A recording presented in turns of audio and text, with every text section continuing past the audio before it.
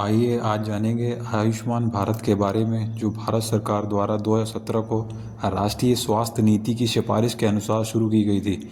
इस योजना का उद्देश्य प्राथमिक, माध्यमिक और तृतीय स्तर पर स्वास्थ्य देखभाल प्रणाली को पूरे भारतवर्ष में फैलाना था, जिसमें रोकथाम, प्रचार और एम्बुलेंट देखभाल शामिल है। इस योजना को 2 घटकों में बांटा गया है। पहला हेल्थ एंड वेलनेस सेंटर्स और दूसरा प्रधानमंत्री जन आरोग्य योजना में। तो जो पहला घटक है हेल्थ एंड वेलनेस सेंटर, इसके तहत सरकार द्वारा 1.5 lakh health and wellness centre बनाए जाएंगे। इसके माध्यम से माता और बच्चों के स्वास्थ्य सेवाओं और रोगों का उपचार किया जाएगा, जिसमें मुफ्त आवश्यक दवाएं और निदान सेवाएं शामिल हैं। और अब हम प्रधानमंत्री जन आरोग्य योजना के बारे में जानेंगे। तो पहले इस स्कीम को नेशनल हेल्थ प्रोटेक्शन स्कीम से जाना जाता था, जो अब आयुष्मान भारत प्रधानमंत्री जन आरोग्य योजना के नाम से जानी जाती है। इस स्कीम का उद्घाटन 23 सितंबर 2018 में रांची, झारखंड में प्रधानमंत्री द्वारा किया गया था। प्रधानमंत्री जन आरोग्य योजना के लाभ। प्रधानमंत्री जन आरोग्य योजना है वह पूरे विश्व में सबसे बड़ा स्वास्थ्य बीमा योजना है, जिसका उद्देश्य 12 करोड़ गरीब और कमजोर परिवारों को लाभ पहुंचाना है।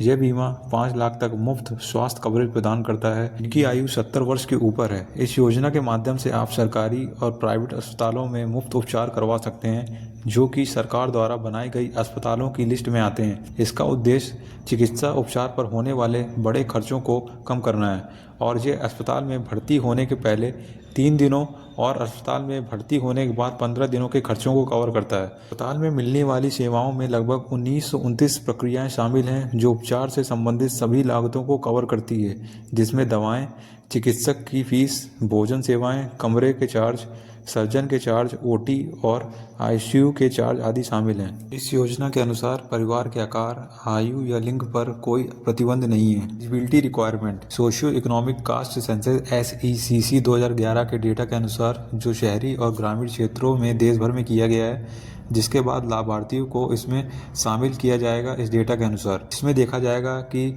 साक्षरता की दर, एक परिवार की आय, गरीबी का स्तर और व्यावसायिक प्रोफाइल उस व्यक्ति के परिवार की कैसी है। जो परिवार गरीबी रेखा के नीचे हैं वो स्वचालित रूप से इसके पात्र होंगे, जैसे कि भिक्षा पर निर्भर गरीब परिवार, मैनुअल स्कैवेंजर्स के परिवार जिसके पास घर नहीं है, बंधुआ श्रमिकों के परिवार, प्राथमिक और विशेष रूप से कमजोर जनजातीय समूह। के अलावा जिन लाभार्थियों को इस स्कीम में रखा गया है उन्हें 2 हिस्सों में डिवाइड किया गया है। पहला रूरल और दूसरा अर्बन। रूरल में ग्रामीण घरों को शामिल किया गया है, जिसमें उन्हें D1 से D7 कैटेगरी में अलग अलग बांटा गया है। आइए जानते हैं। D1 में जिसके पास 1 कमरे का घर है, दीवारें कच्ची और छत कच्ची है। D2 में 16 से 59 वर्ष की आयु के बीच कोई वयस्क सदस्य नहीं है। D3 में 16 से 59 वर्ष की आयु के बीच कोई वयस्क पुरुष सदस्य नहीं है, सिर्फ महिला सदस्य ही घर में है। D4 में विकलांग सदस्य और कोई सक्षम वयस्क सदस्य नहीं है।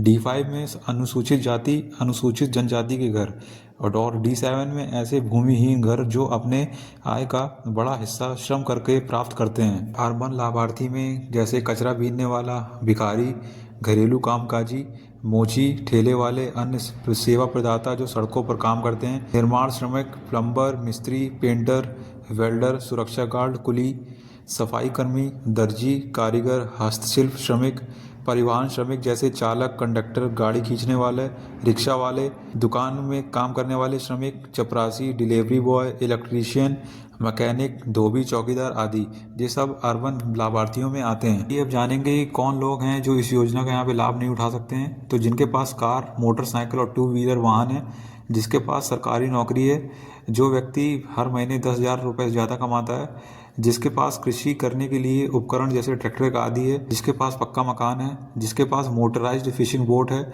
जो व्यक्ति किसान क्रेडिट कार्ड रखता है, जिसके पास 5 एकड़ से ज़्यादा कृषि भूमि है, जिसके पास रेफ्रिजरेटर और लैंडलाइन टेलीफोन है, और वो सरकारी कर्मचारी जो नॉन एग्रीकल्चर बिजनेस करते हैं। इस बीमा के अंदर कौन कौन सी बीमारियां कवर की जाती हैं? माता और बच्चों से संबंधित जो भी यहाँ पे सेवाएं हैं वो सारी सेवाएं यहाँ पे दी जाएंगी, और जो नॉन कम्युनिकेबल डिसीजेज हैं वो इसमें कवर की जाती हैं। योजना का लाभ उठाने के लिए आपको कौन से डॉक्यूमेंट लगेंगे? जैसे आधार कार्ड, निवास प्रमाण पत्र, परिवार का विवरण में राशन कार्ड, आय प्रमाण पत्र, जाति प्रमाण पत्र और बैंक का विवरण आदि। तो इस वीडियो में आपको यहाँ पे समझ में आ गया होगा पूरा आयुष्मान भारत योजना के बारे में।